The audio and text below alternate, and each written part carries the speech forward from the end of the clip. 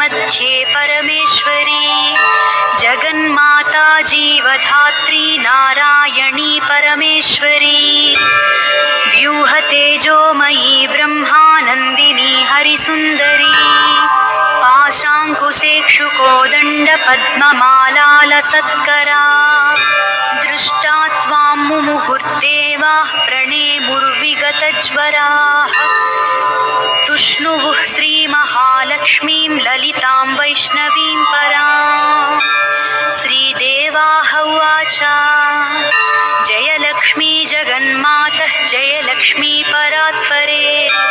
जय कल्याणनिलये जय सर्वकलात्मिके जय ब्राह्मी महालक्ष्मी ब्रह्मात्मिके परात्मिके जय नारायणि शान्ते जय श्रीललिते रमे जय श्रीविजये देवीश्वरि श्रीदे जयद्धिधे नमः सहस्रशीर्षायै सहस्राननलोचने नमः सहस्रहस्ताब्जपादपङ्कजशोभिते अणोरणुतरे लक्ष्मी महतोऽपि महीयसी अतलं ते स्मृतौ पादौ वितलं जानुनी तव